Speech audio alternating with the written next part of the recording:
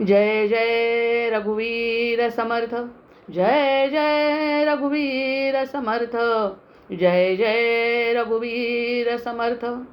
सदा सर्वदा योग तुझा घडावा, तुझे कारणी देह माझा पडावा. उपेक्षू नको गुणवंता अनंता, रघुनायका मागणे हेची आता. अनेन प्रियताम देवो भगवान जानकीपती, श्रीरामचंद्र पूर्वेशाम अस्माकं कुलदैवतं. श्रोता वक्ता श्रीराम समर्थ, जय जय रघुवीर समर्थ, जय जय रघुवीर समर्थ. सगळ्यात पहिल्यांदा चातुर्मासातील श्रावण महिन्याच्या सगळ्यांना अगदी मनापासून शुभेच्छा. शिवाची स्तुती करण्यासाठी हा महिमा आहे, त्याच्यामुळे फक्त एक 4 ओळी त्यांच्यासाठी. करचरण कृतं वा कायजं कर्मजं वा, श्रवणनयनजं वा मानसं वा अपराधं, विहितं विहितं वा सर्वमेतत् क्षमस्व. जय जय करुणाब्दे श्रीमहादेव शंभो. मनोनिवृत्ती परमोपशांती, सा तीर्थवर्या मणिकर्णिका च. सानन्दमानन्दवने वसन्तं, आनन्दकन्दं हतपापवृन्दं. वाराणसीनाथमनाथनाथं, श्रीविश्वनाथं शरणं प्रपद्ये. श्रीविश्वनाथं शरणं प्रपद्ये. श्रीविश्वनाथं शरणं प्रपद्ये. नमः शिवाय, नमः शिवाय, नमः शिवाय. आज अहिल्याबाई होळकरांची सुद्धा पुण्यतिथी आहे. आज ज्याचं वर्णन करणार आहे तिथी नक्षत्रवार, त्यामध्ये जे गुण आहेत ते सगळे गुण या वारात आणि तिथीत सुद्धा आलेले आहेत. हा काही साधा योगायोग नाही. आज अहिल्यादेवीची, लोकमाता अहिल्यादेवीची जी पुण्यतिथी आहे त्यानिमित्त स्वरचित एक 4 ओळी म्हणते. लोकमाता अहिल्या देव्यै पुण्यस्मृत्यै नमो नमः. धर्मसेवा प्रजापित्या तस्यै नित्यं नमो नमः. अशा प्रकाराने आपल्या या अहिल्यादेवींचा सुद्धा आपल्याला आठवण करणं, आजची आपली तिथीचं, नक्षत्राचं आणि वाराचं वर्णन ऐकल्यावर सुद्धा पटेल की हे काही साधं नाही आहे. म्हणून आपण नेहमी म्हणतो आत्मसाक्षात्कार व्हावा, प्रकृतीचा खेळ कळावा. ती प्रकृती त्या दिवशी बरोबर तशी असते. तिथी आज वेगळी आहे, पण वार आपला 13 ऑगस्ट, त्याप्रमाणे अहिल्याबाई होळकरांची पुण्यतिथी आपल्याला त्यांचं स्मरण करायला लावते. पुन्हा एकदा त्यांचा श्लोक स्वरचित असल्यामुळे हे त्यांना समर्पित करते. लोकमाता अहिल्या देव्यै पुण्यस्मृत्यै नमो नमः. धर्मसेवा प्रजापित्या तस्यै नित्यं नमो नमः. आता हे जे वर्णन आहे ते वर्णन आणि आजच्या नक्षत्राचं वर्णन बघा, आपल्याला सारखं दिसेल. आता हा जो महिना आहे श्रावण आहे, अतिशय पवित्र असा महिना आणि शिव उपासनेचा हा महिमा. त्यामुळे आपण शिवाचं स्तोत्र आधी म्हटलं, 4 ओळी का होईना.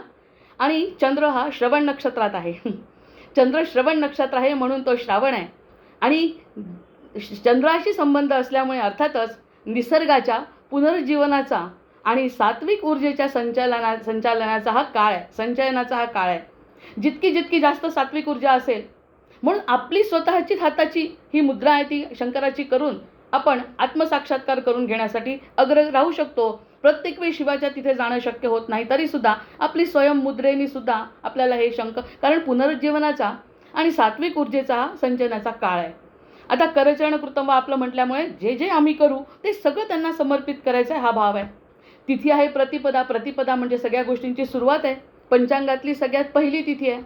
आणि शुक्ल असो किंवा कृष्ण असो, पक्षाची सुरुवात होते प्रतिपदेनी, म्हणजे 2दा प्रतिपदा येते. संकल्प सोडणं आणि सकारात्मक नवीन कार्याची सुरुवात करणं, या सगळ्या सकारात्मक ऊर्जा आपण या महिन्यामध्ये या तिथीला घेऊ शकतो. इतकंच नाही, नक्षत्र आहे मघा. आजचं नक्षत्र मघा आणि मघाचं वैशिष्ट्य असं आहे की त्यांचे सगळे चरण सिंह राशीत आहे. असं वेगवेगळ्या राशीत नाही आहे. हे मघा जे नक्षत्र आहे त्याचे सगळे चरण सिंह राशीत आहे. त्याच्यामुळे सिंहेचा जो महत्त्वाचा भाग आहे सिंहाचा, तो आपल्याला अहिल्याबाईंच्या चरित्रात दिसतो. जय जय रघुवीर समर्थ. कारण सगळेचे सगळे चरण सिंह राशीमध्ये आहे. आता नक्षत्र आहे मघा. स्वामी ग्रह त्याचा केतू आहे. केतू मोक्षाचा कारक आहे. केतू काहीतरी वेगळं करण्याचा कारक आहे. जर केतूनी मिळालेलं दुःख जर बाजूला सारलं, जर स्वतःला मिळालेलं केतूच्या साह्याने जे मिळालेलं मागच्या जन्माचं दुःख आहे ते जर बाजूला सारलं, तर सिंहासारखी गर्जना स्वयमेव मृगेंद्रता करणारी व्यक्ती निर्माण होऊ शकते. आणि त्याचं वर्णन म्हणजे अहिल्यादेवी आहेतच. दैवत आहे त्याचं पितृदेव, त्याचं दैवत आहे पितृदेव. आतापर्यंत सूर्य चंद्र हे सगळे देव बघितले. ह्या नक्षत्राचं दैवत आहे पितृ, म्हणजे आपले जे पितर आहेत स्वर्गातले, म्हणजे त्याचा आपला विष्णूसुद्धा येऊ शकतो, कारण आपण त्यांचेच वंशज आहोत. म्हणजे कितीही वर जायचं असेल तर आपण जाऊ शकतो. हे पूर्वज आपले आजचं दैवत आहे. त्याचं प्रतीक काय आहे? राजसिंहासन. आता राजसिंहासन म्हणजे प्रत्येक वेळी त्या सिंहासनावर बसलेलाच असला पाहिजे असं नाही. मनामध्ये त्यांचं जे चरित्र आहे ते आपल्या मनामध्ये, म्हणजे मनाच्या देव्हाऱ्यामध्ये त्यांना बसवलं असं चरित्र. देहदेव पाट हृदय संपुष्ट मध्ये गुरुमूर्ती बैसविली. हे सिंहासनाचं वैशिष्ट्य आहे. हे सिंहासन कोणतं? बाहेरचं नाही, आतलं सिंहासन. या सिंहासनावर ज्यांचं नाव आहे अशा आपल्या अहिल्याताई यांची आज पुण्यतिथी आहे. आता त्यांच्यामध्ये काय असतं? सिंहासन आणि दुसरी गोष्ट पालखी. पालखी जे घेऊन जातो, कोणाला घेऊन जातो पालखीमध्ये? काहीतरी विशेष गुण केले असतील तरच त्यांना आपण पालखीतून नेतो, अन्यथा पालखी कोणालाही वापरण्यात येत नाही. म्हणजे पालखी आणि राजसिंहासन हे याचं प्रतीक आहे. कशाचं? मघा नक्षत्राचं.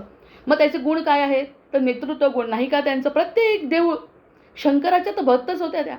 प्रत्येक देऊळ कुठे पाहिलं तर अहिल्याबाईंनी केलेला उद्धार. त्याच्यामुळे नेतृत्व गुण, स्वाभिमान, परंपरांचं पालन करण्याची कृती दिसते की नाही? परंपरांचं पालन करण्याची वृत्ती त्यांची होती की नाही? पूर्वजांचे त्यांना आशीर्वाद का मिळाले? कारण अतिशय सत्कर्म आहे, हेतू अतिशय शुद्ध आहे आणि परंपरा सांभाळते ही व्यक्ती. तर तिला आकाशातून आपण नुसतंच म्हणतो रामायणामध्ये पुष्पवृष्टी केली देवतांनी, तसं नाही. इथे सुद्धा त्यांना प्रत्येक वेळी आशीर्वाद मिळालेले आहेत.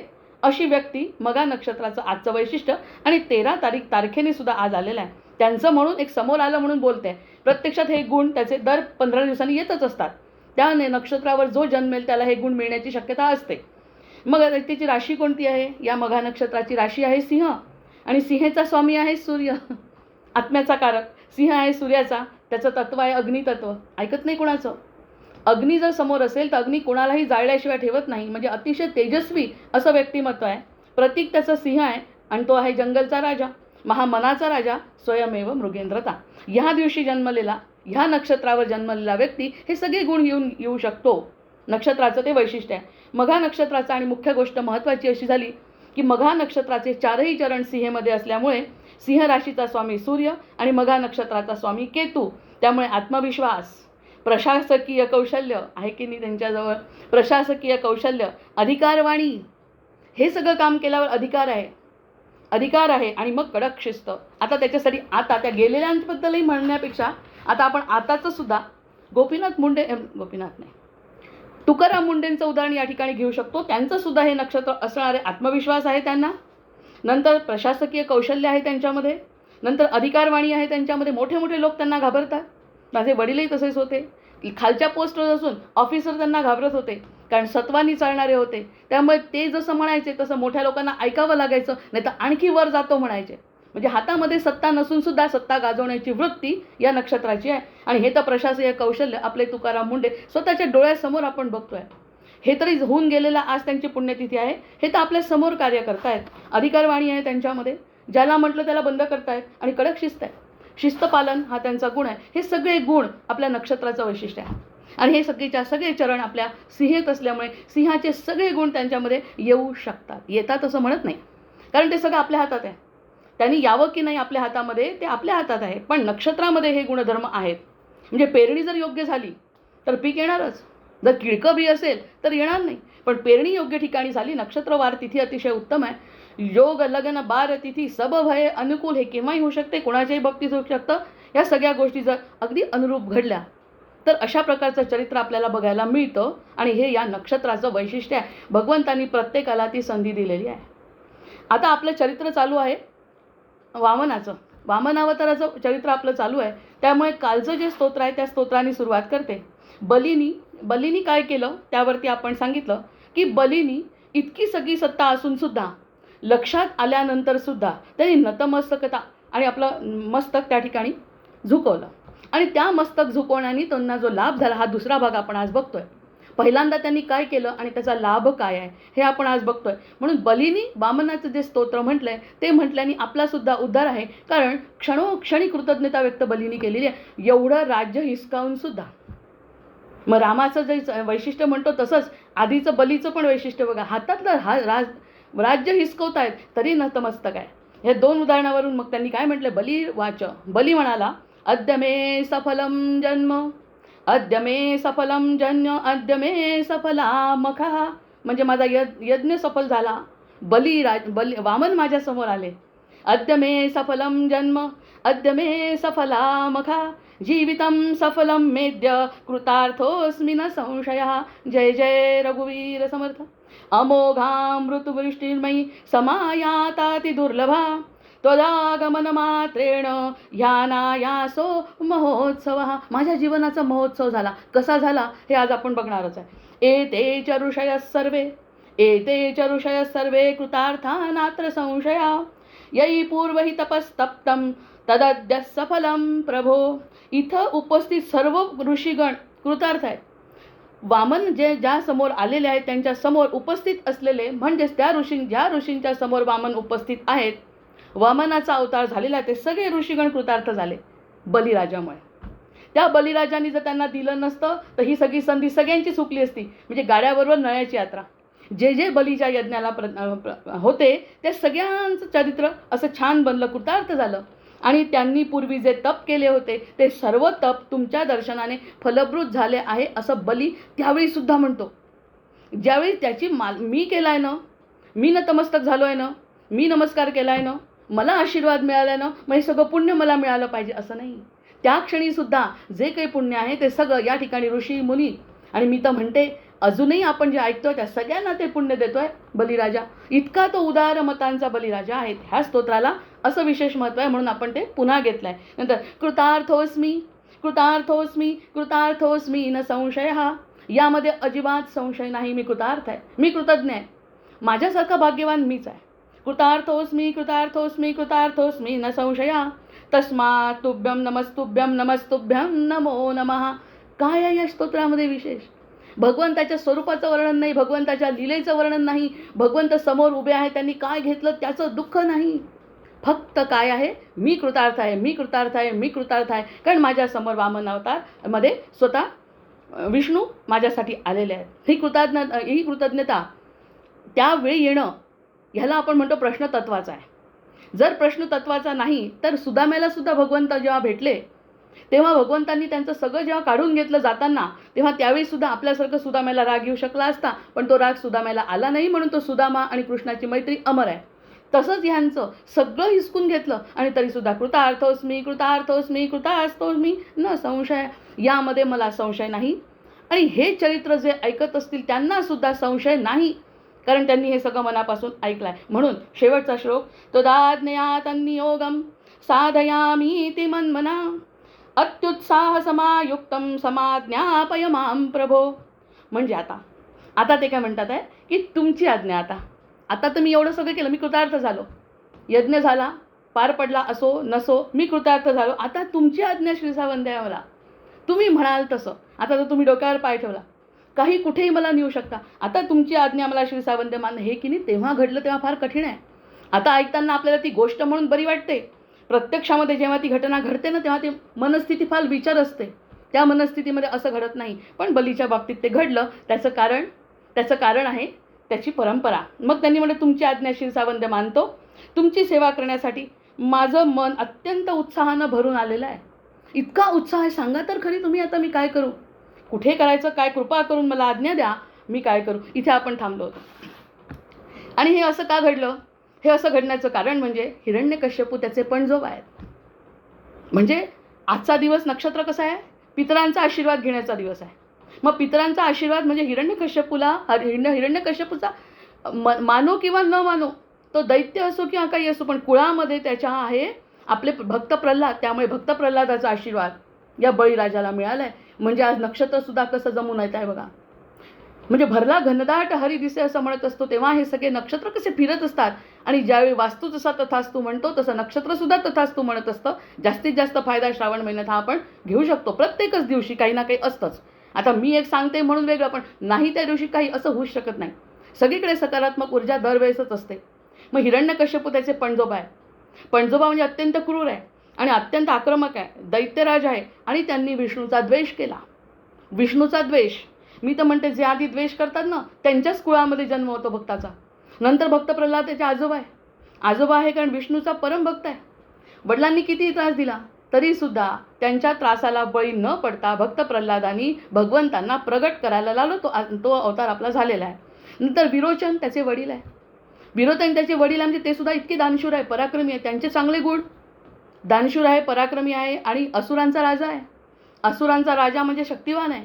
शक्तिवान आहे, दानशूर आहे, पराक्रमी आहे, असे त्यांचे विरोचनाचे गुण आहेत. मग ह्या 3 गुणांनंतर आपला येतोय बळीराजा. आणि ज्या बळीराजासाठी वामन अवतार झाला आहे तो बळीराजा कसा आहे की बळीराजा अत्यंत दानशूर आहे, कारण सगळे चांगले गुण त्यांनी घेतले. पण ते असुरांच्या कुळातला असल्यामुळे, त्या हिरण्यकश्यपूचे काही गुण असल्यामुळे त्याच्या हाताखालचे असुर जरा मातले. ज्याला आपण मातले म्हणतो, त्यांना सत्तेचा माज चढला. कारण शेवटी कुळ आहे, त्या कुळातून येणारे ते थोडंसं सॉफ्ट कॉर्नर दाखवतो की चला माझ्या राज्यामध्ये तुम्ही सुद्धा राहा. म्हणून ते मातत मातत मातत इतके मातले की त्याचा अतिरेक व्हायला लागला. आणि इंद्रपद जेव्हा ढळायला लागलं हे लक्षात आल्यावर भगवंतांना माहिती आहे याच्यासमोर उभं झाल्यानंतर आपलं काहीही नुकसान होणार नाही, उलट त्याचा फायदा आणि सगळ्या धर्माचं कार्य होणार आहे. म्हणून भगवंतांनी अवतार घेतला. या 2 महत्त्वाच्या गोष्टी या बळीराजाच्या जीवनात आहे. पहिल्यांदा असुर असल्यामुळे मग त्यांच्या हाताखाली असुर. पहिल्यांदा प्रश्न पडला होता की असुर का मातले, जर तो चांगला आहे तर असुर का मातले. अरे थोडंसं आजोबांच्या कुळातले गुण असलेले माणसं असले की त्याच्याबद्दल सॉफ्ट कॉर्नर असतो, त्याच्याबद्दल वाईट वाटत नाही, कारण रक्तच ते आहे. ह्या पद्धतीने जर विचार केला म्हणून मातले. पण तो मुळात कसा होता, तो अतिशय दानशूर होता. जेव्हा वामनांनी दान मागितलं जेव्हा वामनांनी दान मागितलं, ही कथा आजपासून सुरू होते की जेव्हा दान मागितलं तेव्हा शुक्राचार्य जे त्यांचे गुरु आहे, दत्त्यांचे गुरु, ते त्रिकालज्ञानी आहेत. ह्याला समजो किंवा न समजो, त्यांना ती दिव्य दृष्टीने त्यांना ओळखलं हे काही सामान्य बालक नाही आहे. दिसतं एवढंसं, हे काही सामान्य बालक नाही आहे, ते साक्षात भगवान विष्णू आहेत. आणि गुरूंचं कार्य काय आहे, गुरूंनी सांगायचं आपला जो शिष्य आहे त्याचं भलं करायचं. त्याचं जे कृपाचार्यांनी भीष्माचार्यांनी करू शकले नाही, इथे शुक्राचार्यांनी करायचा प्रयत्न केला. पण तरी समोर भगवंत आहेत, त्याच्यामुळे केला प्रयत्न काय, नाही केलं काय, व्हायचं तेच होणार आहे. या कथा आपल्याला हे सांगतात की भगवंत समोर असले तर कुणी केलं काय किंवा नाही केलं काय, व्हायचा तो परिणाम होतो. हे तर आपण त्याच्यामध्ये नियम काढू शकतो. मग साक्षात विष्णू हे कळलं बरं त्यांना. कळल्याबरोबर विष्णू असुरांचं साम्राज्य संपवण्यासाठी आलं आहे. आता हे जे वाढले आहेत की नाही, तो दानशूर जरी असला तरी त्या हाताखाली जे आमचे राज्य आहे असुरांचं, शुक्राचार्य असुरांचे गुरु आहेत, ते वाढलं आहे ना, त्यामुळे बळीराजाला आता संपवणार. आणि म्हणून ते आलेले आहेत, स्वतः भगवंत आलेले आहेत. त्यांनी कानात हळूच सांगितलं, त्याला गुप्तपणे सांगितलं, अरे तुझं सगळं काही नष्ट होईल. सांगितलं म्हणजे असं काही नाही सांगितलं नाही आहे म्हणून, अरे तुझं सगळं काही नष्ट होईल. पण बळीराजा आपल्या वचनापासून ढळला नाही. जर मला कळलं असतं, कोणत्याही व्यक्तीला, सर्वसामान्य व्यक्तीला जर कळलं असतं की आपल्यासमोर भगवंत आले, भगवंत नाही जे कोणी व्यक्ती आलं आहे ते सगळं आपलं हिरावून नेणार आहे, तर गुरूंच्या आज्ञेवर हो गुरु तुम्ही सांगितलं म्हणून मी ऐकतो बरं, प्रत्यक्षात मला ऐकायचं नाही. म्हणजे ही पळवाट आपण काढतो. ह्या पळवाटा पुराणामध्ये आपल्याला खूप ठिकाणी दिसतात. ह्या पळवाटा जो काढतो तो भगवंतापर्यंत पोचत नाही, आणि जो पळवाटा काढत नाही तो शरण होतो, तो भगवंताच्यापर्यंत पोचतो.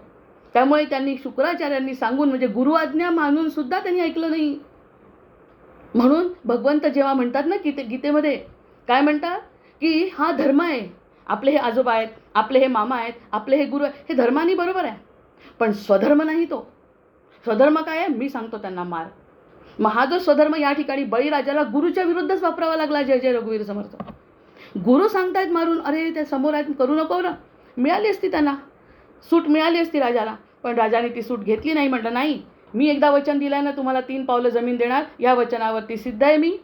म्हणूनच पुढे रामावतारामध्ये एकवचनी राम, आणि हे सगळे चरित्र पुढे कसे ऐकतो आहे पण 6व्या अवतारापासून, हे सगळे यांचे गुण आहेत. म्हणून आजचे जे नक्षत्र आहे ते सगळे गुणदर्शक आहे. हे आपोआप आलेलं नाही आहे. प्रल्हादाच्या नंतर बरोबर बळीराजा येणं, मग त्यांनी काय केलं, ऐकत नाही.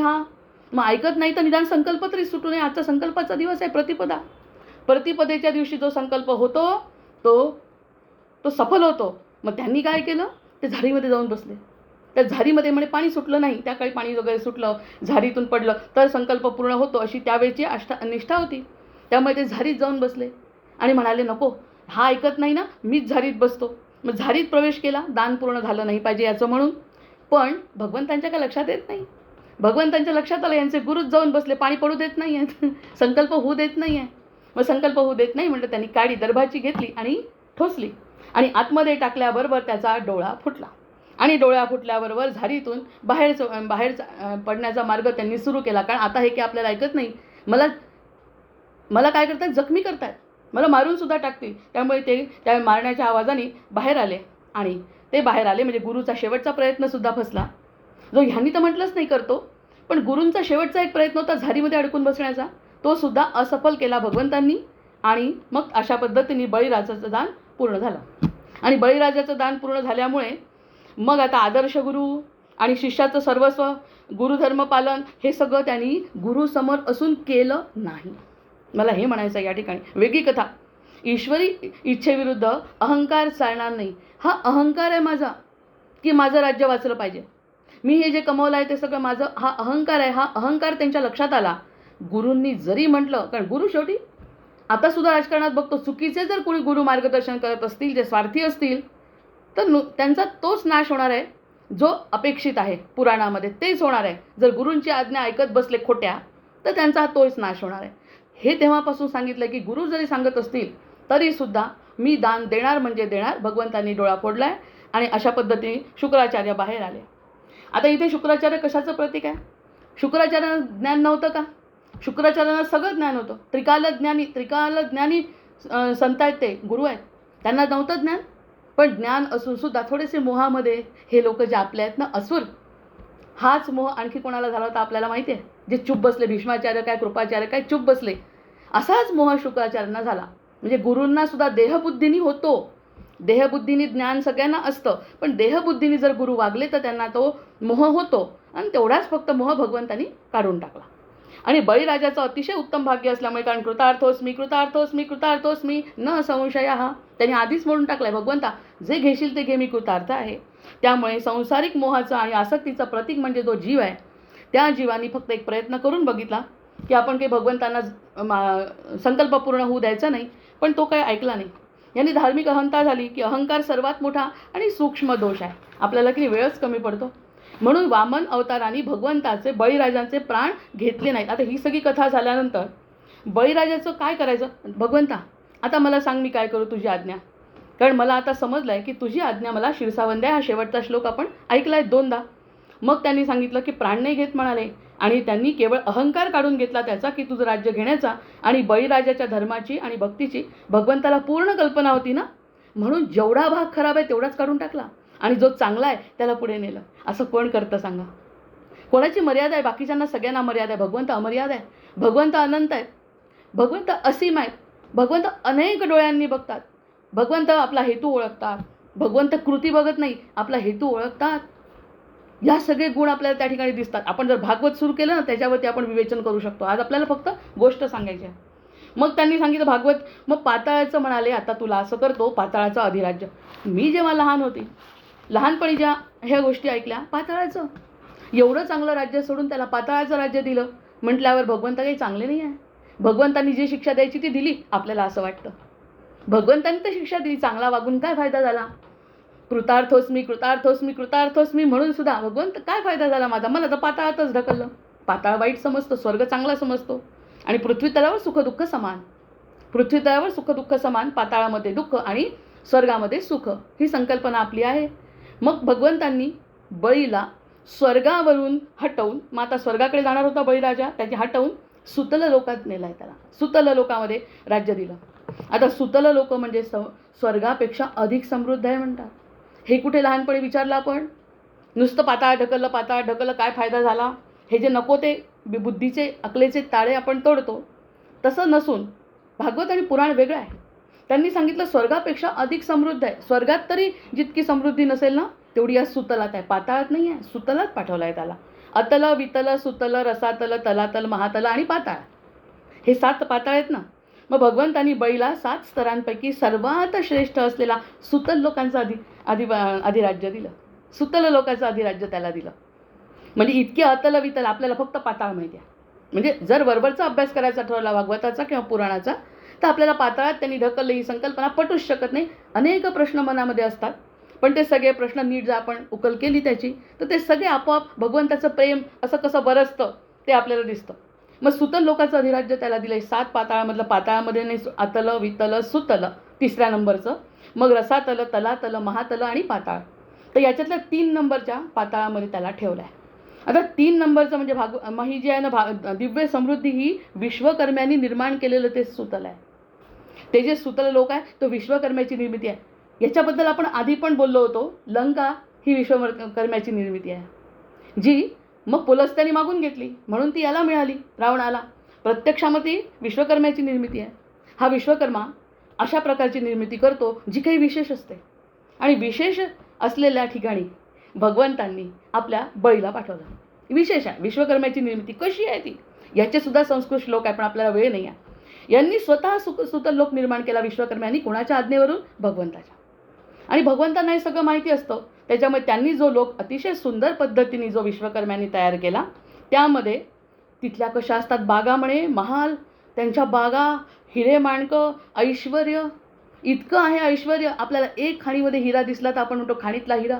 इथे तर नुसत्या खाणी आहेत हिऱ्याच्या, बागा आहेत, हिरे माणकं आहे, ऐश्वर. नुसतंच एवढं नाही आहे, स्वर्गातील इंद्रपुरीपेक्षा अधिक दिव्य आणि सुंदर आहे. आणि आता पुन्हा माझ्या मनात जो प्रश्न पडला होता तो, की सूर्य तर नाही ना तिथे. सूर्य नाही म्हणजे डी विटॅमिनची कमतरता, आणि सूर्य नसेल तर मला नको ते पाताळ. हा लहानपणी विचारलेला प्रश्न आहे मी. मग त्यांनी दुःख आणि रोगाचा अभाव, तिथे दुःख नाही, रोग नाही, जसं स्वर्गातही नाही. स्वर्गातही दुःख आणि रोग नाही. जेवढं पुण्य आहे तेवढं पुण्य तिथे राहायचं आणि नंतर पृथ्वी तलावर यायचं. तसा स्वर्ग आहे, तसंच हे सुतल आहे. पाताळ नाही, पाताळामध्ये नरक आहे. नंतर स्वर्गाप्रमाणे कोणत्याही रोगाची, म्हातारपणाची, थकव्याची किंवा दुःखाची तिथे लवलेशसुद्धा नाही. आणि अतिशय सुंदर असे महाल, हिरे माणक्यांनी ऐश्वर संपन्न भगवान, सगळं त्या ठिकाणी बळीराजाला मिळणार आहे आपोआपच, जे विश्वकर्म्याची निर्मिती आहे. आपण साधा एक सिंहासन आणलं बाहेरचं विकत, देवासाठी देवपाटं, जर हिरे माणिक असतील किती आनंद होतो. नुसतं विकत आणून स्वतः. इथे तर सिंहासनं हिरे जडित आणि सगळं बागाच्या बागा हिरे माणकाच्या त्याला मिळाल्या. दुसरा प्रश्न आहे आता हा जो आहे भागवतामध्ये स्कंद 8 अध्याय 22, 32 आणि 33 श्लोक आहे आता. प्रल्हाद नप्तस्त्वं भद्र सुतलं गच्छ सांप्रतम यत् प्रार्थितं सुरगणैर्येना दूषितामद्भुतम. मग तुला अतिशय अद्भुत असं राज्य, साम्राज्य तुला देतो. गेल्यानंतर कळलं त्याला, जसं आपल्या सुदाम्याला घरी गेल्यावर कळलं, अरे ही सुशिला माझी आहे, ही माझी सुशिला दरिद्री, जिच्या अंगावर कपडे नव्हते नीट, अशी ती सुशिलेला सोडून मी भगवंताकडे गेलो आणि पाहिलं तर एवढा मोठा राजाचा महाल आणि त्या ठिकाणी हिरे माणकांनी सजलेली माझी सुशिला. हे त्याला नंतर कळलं की नाही. तसा हा ज्या बळीराजा आहे त्याला आतमध्ये गेल्यानंतर त्यांनी काय श्लोक म्हटलाय, प्रल्हाद नप्तस्त्वं भद्र सुतलं गच्छ सांप्रतम. सुतलामध्ये जा, सुतलामध्ये जा म्हटल्यावर वामन म्हणते हे भद्र. काय म्हणतात हे भद्र? अरे मुलं, भद्र कोणाला म्हणतो? भद्रम पश्येमी शृणुयाम जत्रा. कशाला म्हणतो? चांगल्या गोष्टीला. हे भद्र, प्रल्हादाचा नातू आहे तू. आठवण आली प्रल्हादाची भगवंतांना. प्रल्हादाचा तू नातू आहे आणि तू नातू असलेल्या ह्या बळीराजा, तू आता सुतल लोकामध्ये जा आणि मी तुझ्यासाठी स्पेशल तयार केलं आहे. म्हणजे आपल्याला जर कुणाला गिफ्ट द्यायचं असेल तर आपण काय सांगतो, हे गिफ्ट आहे बरं तुझ्यासाठी. ते गिफ्ट काय आहे ते सांगायचं. एक गिफ्ट आहे, गिफ्ट खूप सुंदर आहे बरं. म्हणजे कल्पना आधीच येऊन जाते भगवंताला काय द्यायचं. तुझ्यासाठी सुतल भद्र, प्रल्हाद नप्तस्त्वं भद्र सुतलं गच्छ सांप्रतम. इतकं सुंदर आहे म्हणजे चेहऱ्यावरून, त्यांच्या डोळ्यावरून हालचाल, सुतलात जा, सुतलात. म्हणजे अशा तशा ठिकाणी नाही, गटारात नाही, सुतलात जा असं म्हणून डोळ्यांनी त्यांना खुणा केल्या. सर्व देवगण करतात आणि तर दिव्य असा लोक आहे रे बाबा, निघता हे भद्र. मग त्यांनी म्हटलं, न ते धशियंत सुरा दुप्ताश्वान्यंच मानवाः तवाज्ञां सर्वभूतानि न हनिष्यन्ति चातुजित. म्हणजे तो म्हणतोय तिथे तुला भीती असणार नाही कशाची. महत्त्वाचा श्लोक आहे म्हणून घेतला त्यांनी. म्हटलं तुला तिथे कशाची भीती नाही. जी आता भीती होती ना, मी तुला येऊन राज्य घेतो आणि याचा ह्याला त्रास आहे, इंद्राला त्रास आहे, इंद्रपद जाईल आणि हे सगळ्या ह्या भानगडी वर आहेत. तुला जे सुतलं देतोय ना त्या सुतलाला कशाची भीती नाही. आणि इतर उद्धट असुर किंवा मानव तुझ्या आज्ञेचा भंग करू शकणार नाही. आत्तापर्यंत मला इतकं आठवत आहे ही गोष्ट, की जर माझा भंग करतोय आज्ञेचा अशी व्यक्ती माझ्यासोबत आहे, पण मी त्याच्यासाठी काही करू शकत नाही. हे भगवंतांनी कसं ओळखलं? भगवंतांनी त्याला ओळखलं. हे असुर त्रास देतात ना तुला बेटा. डोळ्यात पाणी आलं असेल बळीराजाच्या. हो भगवंता, असंच झालंय. मला खूप त्रास देतात. माझी इच्छा नाही पण त्यांनी असे राज्य कमवलं. मला माहिती आहे माझ्या नावाने ते कर. हो भगवंता, असं आहे. हा श्लोक त्यासाठी महत्त्वाचा आहे की भगवंत किती जवळ येतात. अरे असं झालं ना, आता तुझा जे हे असुर आहेत ना तुझ्या हाताखालचे, कोणी त्रास देणार नाही तुला. तुला स्वतंत्र राज्य देतो. बरं नुसतं राज्य नाही, जातं खरी पाहतं खरी कोणतं राज्य तिला देतो ते. म्हणजे आनंदानं भगवंतांनाच जास्त झालाय देताना. आणि कोण म्हणेल त्यांनी ओढून घेतलं. मी लहानपणी जो प्रश्न विचारला, का ओढून घेतलं आणि पाताळ ढकललं, किती जबरदस्त त्याच्यामध्ये ट्विस्ट आहे. मग त्यांनी म्हटलं, मानव तुझ्या आज्ञेचा भंग करू शकणार नाही. मानव नाही, सुर नाही, असुर नाही, आमचा इंद्रसुद्धा तुला काही त्रास देणार नाही. इंद्र वर आहे. इंद्राचा संबंध वर आहे. नंतर सर्व प्राणी देवही तुझ्या आज्ञेचे सदैव पालन करतील. देवसुद्धा आज्ञा पाळला. आणि इकडे स्वर्गावर चाली करून काय मिळणार होतं त्यांना? हे जे जाणार होते स्वर्गावर चाल करून, म्हणजे हे असुरांच्या सोबत जाऊन जाऊन आपण म्हणतो ना, राम मंदिरामध्ये जाऊन फायदा झाला काय? जर रामाचं अस्तित्वच त्या ठिकाणी नसेल तर काय फायदा आहे? जर स्वर्गामध्ये तो गेला आणि स्वर्गामधलं अस्तित्व त्याचं नाहीसं झालं तर फायदा काय? त्यापेक्षा भगवंत म्हणतात, अरे मी आहे ना तुझ्यासाठी. सुतल लोकाच्या वैभवाचं वर्णन हे अध्याय 23 आणि 24व्या दुसऱ्यामध्ये म्हणतात. सुतलम स्वर्गभिप्रार्थ्यम विश्वात्मना निवेशितः सर्व काम समुद्धार्थम मम सर्वतो भयम. त्यांनी म्हटलं सूर्यचंद्र नाही हा माझ्या मनात जो प्रश्न होता, माझं सुद्धा भगवंत ऐकतो असं वाटायला लागलाय की मग सूर्यचंद्राची मजा नाही. आम्हाला इतका सूर्य दिसतो, हा चंद्र दिसतो पृथ्वी लोकावर, स्वर्गात सुद्धा दिसतच असेल, मग त्याला पाताळात काय आहे? ते म्हणतात सुतलम स्वर्गभी प्रार्थम विश्वात्मना निवेशितः सर्व काम समुद्धार्थम मम सर्वतो भयम. त्यांनी सांगितलं सूर्यचंद्र नाही आहे तिथे. सूर्यचंद्र नसले तरी राहणाऱ्या महान आणि असुरांकडे असलेल्या दिव्यमणी, ते जे राहतात ना तिथे, ते जे साधू संत आहेत, ते असुर आहेत, सुर आहेत, जे कोणी सुतलामध्ये राहतात त्यांच्यामध्ये ना दिव्यमणी दिलेले आहेत. प्रत्येकाचं दिव्यमणी, कारण त्यांचं तपश्चर्याच तेवढी आहे. एवढी हा सूर्य त्यामानाही कमी आहे. सूर्य त्यामानाही कमी आहे असे मणी मी प्रत्येकाच्या डोक्यामध्ये घालून ठेवलेले आहे सुतलामध्ये. खोटी कल्पना होती ही. म्हणजे आपल्याला किती आनंद होतो. मग ही सुतला दिव्यमणी हिरे आणि रत्नांच्या प्रभावामुळे तिथे नेहमी लख प्रकाश असतो ना, रात्र ना दिवस, दिवसभर लख प्रकाशात तू राहशील. तुला सूर्य आणि चंद्राची गरज ठेवली नाही. म्हणजे सूर्य दिसावा, चंद्र दिसावा, ही सुद्धा आशेच्या पुढे गेलाय बळीराजा.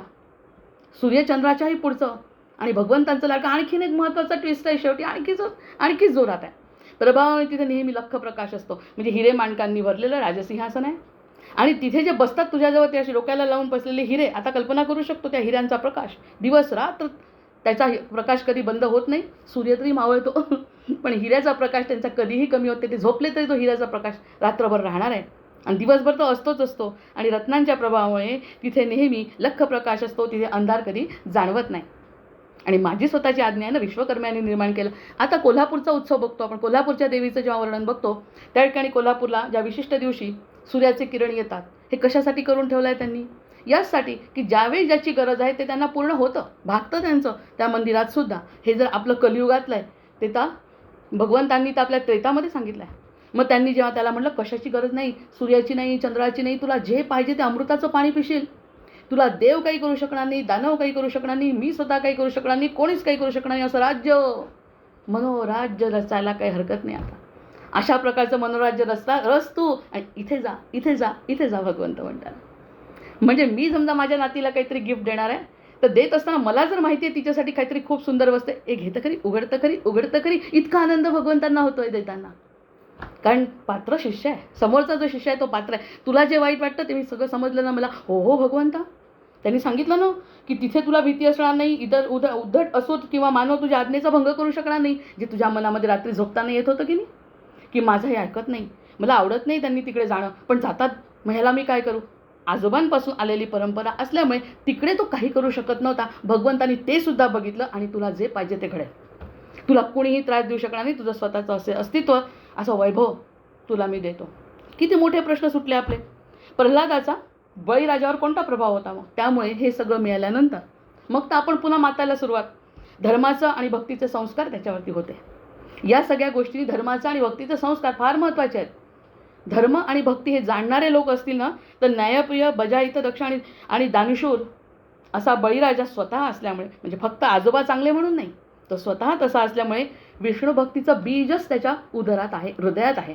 भगवंत हृदयस्थ आहे, म्हणूनच तो म्हणू शकतोय ना की कृतार्थोस्मी कृतार्थोस्मी कृतार्थोस्मी. कोणी नाही म्हणू शकत असं, कोणीही म्हणू शकत नाही बळी व्यतिरिक्त. म्हणून त्याच्यामध्ये जे विष्णू भक्तीचं बीज आहे. आजोबांबद्दल प्रचंड आदर आहे, इतका आदर आहे आजोबांबद्दल. आता आजोबा 1000 लोकांचे आजोबा असतील ते, पण आदर कुणाला आहे? बळीराजाला आहे. म्हणजे आपले शिक्षक जसे उदाहरणं तर खूप देऊ शकतो. शिक्षक असतात, एखादा शिक्षक जेव्हा शिकवतो तर 30ही विद्यार्थ्यांना शिकवतो, पण एक विद्यार्थी असा असतो की जो शिक्षकांचा ऐकतो आणि शिक्षकांना फार आनंद होतो की हा माझा विद्यार्थी आहे. तसं झालं आहे त्याचं आणि त्याचं नातं बळीचं. आणि प्रल्हादासाठी तर स्वतः जन्मच घेतला आहे भगवंतांनी, अवतारच घेतलेला आहे. त्यामुळे त्याचे सगळे गुण त्याच्यामध्ये आहे.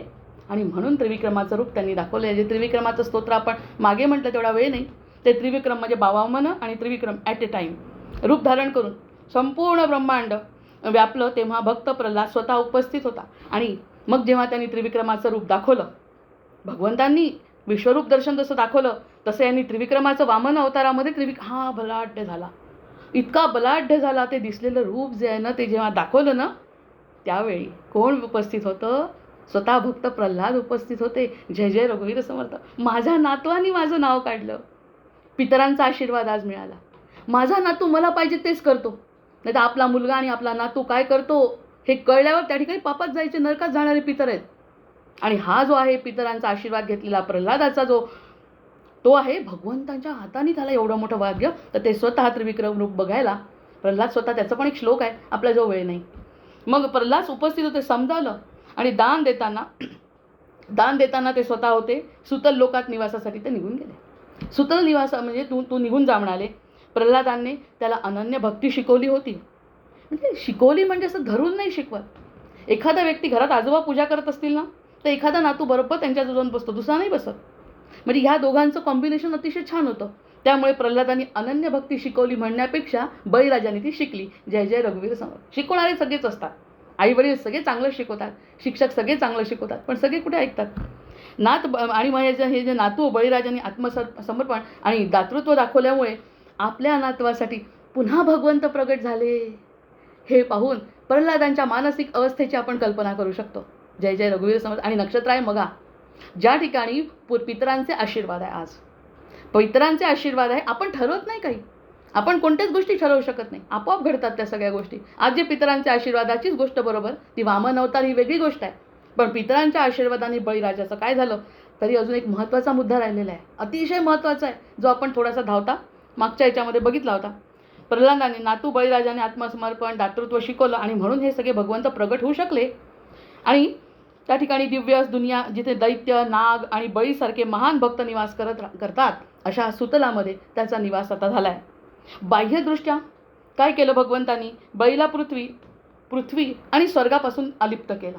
मनात विचार करायचा, प्रत्येक वेळी आपण जेव्हा एखादी गोष्ट वाचतो ना, तर स्वर्गातून काढून टाकलं म्हणजे स्वर्गसुद्धा फिका. वा. आणि पृथ्वीवरून काढून टाकलं, पृथ्वी तर नकोच. पृथ्वीवरून तर जाऊन स्वर्गात जाशील रे, पण पृथ्वी नको, स्वर्गही नको. स्वर्गापेक्षा स्वर्गसुद्धा फिका आहे. मी जे तुला दिलं आहे त्याच्यापेक्षा स्वर्ग फिका आहे. म्हणजे भगवंताची कृपा झाली तर स्वर्ग काय, पाताळ काय, नरक काहीच नाही. भगवंताची कृपा म्हणजे आपल्याला त्या स्वयमेव मृगेंद्रता, आजच्या ज्या मघा नक्षत्राचा आहे, स्वतः मृगेंद्रासारखी त्या भक्ताची अवस्था होते. मग त्यांनी सांगितलं, बाह्यदृष्ट्या भगवंतांनी बळीला पृथ्वी आणि स्वर्गाहून काढून टाकलं आणि पाताळात पाठवलं असं दिसतं.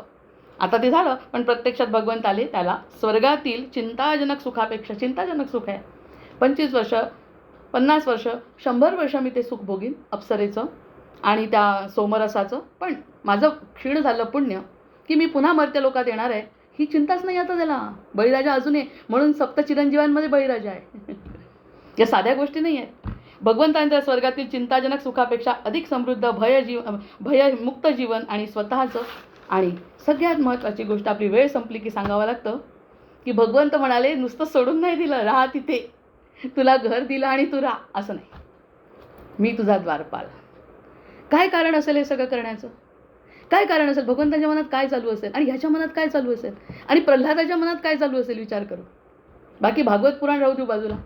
सध्या प्रल्हाद उभा आहे, म्हणजे स्वतः, कारण त्यांनी सगळं त्याला दिलं आहे, सुतलाचं राज्य.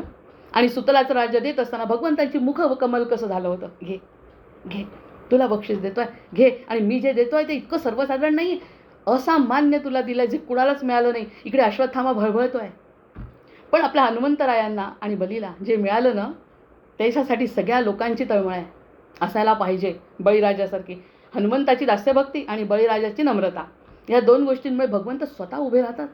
इकडे तरी हनुमंताचे राम निघून गेले, शरयू तीरावर गेले, चुपचाप निघून गेले. ते जर त्यांच्यासमोर गेले असते तर हनुमंतांनी पाठवलं नसतं. हनुमंताला पाताळात पाठवलं आणि गायब झाले. पण ह्याच्या बाबतीत म्हटलं, तुला गायब होण्याची गरज नाही, माझ्या हनुमंतापेक्षाही ग्रेट. आता हे शब्द इंग्लिश बोलायला नको, पण असा आहे बाबा, तू स्वतः द्वारपाल बनलो म्हणे मी आता. अरे, कोर्टामध्ये उभा असलेला द्वारपाल बघतो आपण, आपले सिक्युरिटी गार्ड आपणच पैसे देतो आणि ते आपल्यासाठी संरक्षण करतात आपल्या फ्लॅटचं. इथे मी काहीच दिलं नाही, फक्त नम्रता. तर भगवंत स्वतः, कल्पना करू ना थोडीशी. नुसती कल्पना जरी केली, भगवंत उभ्या आहेत दारामध्ये बलीच्या. भावी इंद्रपद पुढील मंतरात म्हणजे सावर्णी मन्वंतर जे आलं मन्वंतर, बळीराजाला इंद्र बनवण्याचा आशीर्वाद सुद्धा दिला. पुढचं जेव्हा मन्वंतर येईल ना, जोपर्यंत हे मन्वंतर संपत नाही भीतीचं कारणच नाही. म्हणजे जी मत्स्यावतार म्हणजे प्रलय होईल तेव्हा जे लोक निघून जातील तेव्हा तुला मी घेऊन जाईन आणि त्यावेळी तुला इंद्रपद मिळणार आहे. तर सध्या इंद्रपदाच्या पेक्षाही जास्त तुला दिलेलं आहे ना, हे सुद्धा आशीर्वाद भगवंतांनी दिला. म्हणजे काय याचं कारण आहे? थोडक्यात म्हणजे बळीराजा वाईट नव्हता. बळीराजा पण असुरांचं श्रेष्ठत्व आणि स्वतःच्या दानाचा अहंकार यामुळे सृष्टीचा समतोल ढासळत होता ना. म्हणून वामन अवतारांचा विशेष बळीराजाला विनाश करणे हा नव्हता, तर त्याच्यातला अहंकार दूर करून त्याला खऱ्या अर्थाने अमर आणि कृतार्थ करणे हाच भगवंताचा उद्देश होता. आणि त्याचा उद्देश त्यांनी स्वतःहूनच त्यांनी केल्याबरोबर त्यांनी म्हटलेलं आहे की कृतार्थोस्मी कृतार्थोस्मी कृतार्थोस्मी न संशया तस्मात् तुभ्यं नमस्तुभ्यं नमो नमः. आता समजा एखाद्या आजोबांनी म्हटलं की माझा मुलगा ना एव्हिएशन इंजिनियर व्हावा असं मला वाटतं असं आजोबांनी म्हटलं आणि मुलांनी 30 डिग्री दाखवावी की बाबा आजोबा मी की एव्हिएशन इंजिनियर झालो. जे म्हणजे त्यांच्या मनात जे होतं हे यांनी ओळखलं आणि तेच जर घडलं तर तशी अवस्था आहे भगवंताची आणि भक्ताची. मला जे हवं होतं ते भगवंतांनी दिलं, मला काही बोलावंही नाही लागलं, फक्त चांगलं वागावं लागलं आणि बाकी काही न करता त्यांनी ते सगळं दिलं.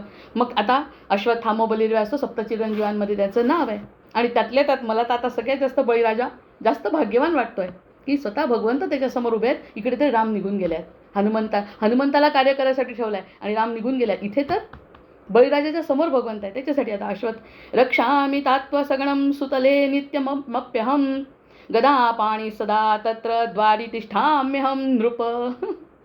ए नृपा, त्याला राजा केला आहे, बळीला राजा केला आहे, सुतलाचा राजा ए नृपा. मग अशी भद्र म्हटला. आता भद्र आणि नृपामध्ये सुद्धा फरक आहे. भद्र म्हणजे अतिशय सरळ सात्विक, जे नक्षत्र आहे त्याचा गुण सात्विक, इतका सात्विक आहे, सरळ आहे. तो भद्र म्हटल्यानंतर आता नृप म्हटलाय, त्याला नृप केलाय. म्हणजे या सिंहासनावर खेचलं आणि त्या सिंहासनावर बसवलं. त्यांनी काय म्हणलं, रक्षामि त्वाच्च सगणं सुतले नित्यमप्यहं गदापाणी रूप. त्याचं सुद्धा एक श्लोक आहे, प्रत्येकाने आज वाचावा. गदापाणी सदा तत्र द्वारी तिष्ठाम्यहं नृपम. शेवटचा महत्त्वाचा श्लोक की तुला राज्य दिलं, कितीही सुख असलं ना तरी ते सुख वाटत नाही, भगवंत निघून गेले तर. आम्ही तर एक कविता रचली आहे श्रीकृष्णाच्या हनुमंताच्या बाबतीत की राम निघून गेल्यावर मी काय करू रामा, मी तुझ्या झाल्यानंतर माझं काय अस्तित्व राहिलं. दशरथाने सुद्धा प्राण सोडलाय तुम्ही नसताना, अयोध्यावासियांना तुम्ही नसताना त्रास झाला आणि मला सोडून तुम्ही जाता, मी काय करू. रामांनी त्याला समजवलं, बाबा रे माझं काम तुला करायचं आहे, माझा अवतार संपला. पण बलिराजा त्याच्याही पुढचा आहे. तो म्हणतो अवतार वगैरे काही संपल्याला माहीत नाही, मी स्वतः तुझ्या दारामध्ये गदा पाणी सदा तत्र द्वारी तिष्ठाम्यहं नृप. तू याचा जो नृप झालाय ते मन्वंतर संपेपर्यंत, सावर्णी मन्वंतर येईपर्यंत तुझ्या दाराशी मी तिष्ठत आहे. त्याचं एक अतिशय सुंदर उदाहरण आता पुढे येणार आहे. भगवान वामन बळीला वचन देतात, हे राजा मी सुतल लोकात तुझ्या आणि तुझ्या परिवाराचं सैन्याचं नित्य रक्षण करीन. म्हणजे सिक्युरिटी गार्डसारखे उभे राहिले आहे आणि मी स्वतः हातात गदा धारण करून, गदा पाणी रूप आहे त्यांचं, हातामध्ये गदा घेऊन बलरामांसारखं गदा पाणी रूप त्यांनी धारण केलं आणि सदैव तुझ्या दारावर जसा लक्ष्मण रामांच्या सोबत राहिला तसा मी रात्रंदिवस पहारा करतो. बरं याने फायदा काय झाला, तो बाहेर आहे आणि भगवंत आपला बळीराजा आतमध्ये सुख भोगतोय, ऐश्वर्य संपन्न सुख. त्याचं जे मिळालं आहे सिंहासन आणि त्याचे सगळे सूर्य चंद्र तारे हे सगळं त्याला मिळत, ते सुख भोगतोय. तसं नाही आहे. त्यांनी म्हटलं विश्वकर्म्याची रचना रत्न हिरे महाल स्वर्गातील अमरावती नगरीपेक्षा अधिक सुंदर ते केल्यामुळे त्याच्यात तो रमला का. तो काय म्हणतो, स्कंद 8 आणि अध्याय 22 श्लोक 34 म्हणतो, न यत्र प्रातयंतध प्राप्तान स्वपदच्युत्तान अमरावती प्राप्य यथाम सुरेंद्रामन विहागतः. त्यांनी म्हटलं नित्यप्रकाशाचा जो श्लोक आहे तिथे त्या ठिकाणी म्हटलं की ह्या सतत नित्यप्रकाश असला तरीसुद्धा भगवंताच्या वास्तव्यामुळे तो लोक नित्यप्रकाशमान आणि मंगलमय तर झाला, कारण भगवंतांनी त्याला आज्ञा केली. पण पदावरून भ्रष्ट होण्याची भीती नव्हती आणि साक्षात भगवंत त्याचे रक्षण करत होते. स्वर्गासारखं सौंदर्यसुद्धा त्याला मिळालं. मग एका महान भक्ताचा हा सुवर्णकाळ सुरू झाला. महान भक्ताचा हा सुवर्णकाळ सुरू झाला. बरं सुवर्णकाळ सुरू झाल्यानंतर तो अमर आहे, चिरंजीव आहे. आत्तासुद्धा आपण जर त्याच्याशी बोललो तर आपला संकेत त्याच्यापर्यंत जाऊ शकतो, असं चिरंजीवित्व त्याला आहे. जसं हनुमंतांचं आहे तसंच हनुमंताला तरी नाथ नाही आहे सोबत. पण बळीराजाची जर आपण प्रार्थना केली आणि बळीराजाचे जर शब्द ऐकले तर भगवंत समोरच उभे आहेत. कारण भगवंत आधी ऐकतील आणि मग बळीराजापर्यंत जाणार. जय जय रघुवीर समर्थ. हा सगळ्यात महत्त्वाचा फरक बळीराजाच्या चरित्रात आहे. कारण भगवंताचं गजापाणी हा जे आहे ना, गदापाणी रूप जे आहे ना, कल्पना करू 2 मिनटं. ओम नमो भगवते वासुदेवाय, ओम नमो भगवते वासुदेवाय, ओम नमो भगवते वासुदेवाय. त्यासाठी एक श्लोक म्हणते आणि मग त्यांच्या रूपाबद्दल एक शेवटची महत्त्वाची बातमी सांगते.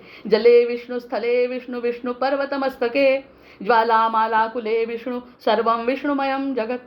तिथिर्विष्णु, दिनं विष्णु, नक्षत्रं विष्णुरेव च, योगश्च विष्णुकुलश्चैव, ग्रहा कालामयं हरिः. कर्ता विष्णु रविकर्म विष्णु श्रद्धेश एव च, यतो विष्णुपदार्थश्च विष्णुराज्यं हविस्तथा. स्थानं देशश्च कालश्च, स्थानं देशश्च कालश्च विष्णुरूपे प्रतिष्ठितम् आहे. भगवंत आहेत. स्थानं देशश्च कालश्च विष्णुरूपे प्रतिष्ठितं, द्रव्यं विष्णुश्च विश्वं सर्व विष्णुमयं जगत्. फक्त मन करा. यजमानो भवेद विष्णू, यजमान झाले भवेद विष्णू. विष्णू भगवान यजमान झाले. यजमानो भवेद विष्णू, विष्णुराचार्य एव च. आचार्य पण झाले. आचार्यांना टाळलं तरी सुद्धा आचार्य मिळाले. सगळ्यात भाग्यवान बली.